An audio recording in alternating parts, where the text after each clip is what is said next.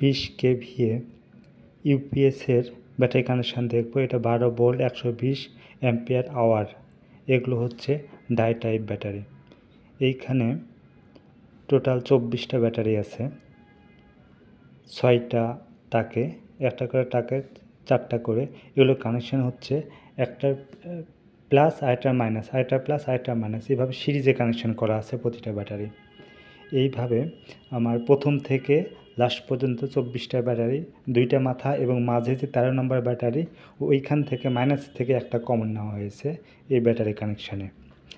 এইখান থেকে আমার আসছে, এটা হচ্ছে ইনলাইন 3 ফেজ ইউপিএসে ইন হয়েছে।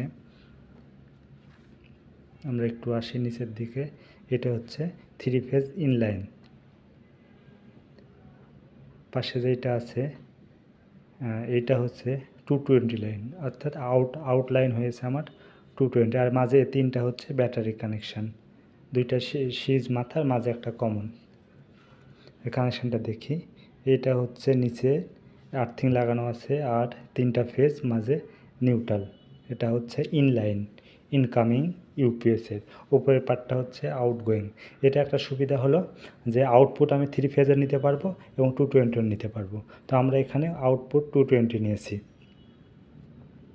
একটু ভালো করে দেখি উপরে যে এর নিচেরটা ইনপুট, নিচের যে 3টা ইনপুট, উপরে আউটপুট এন লেখা আছে, এখানে নিউট্রাল নিতে পারবো। এই 3টাতে শর্ট করে দিই এবং ভিতরে যে আমরা ইয়েটা চেঞ্জ করি মডিউলটা, তাহলে আমরা আউটপুটটা পেয়ে যাব 3 ফেজের। তো এখন সামনে আমরা দেখি রানিং আছে, কানেকশান করা হয়েছে। কানেকশান করার পরে আমরা এখন দেখাচ্ছে 3 ফেজ প্রথমে আমার ইন হচ্ছে 50 হার্জে, ব্যাটারি ফুল চার্জ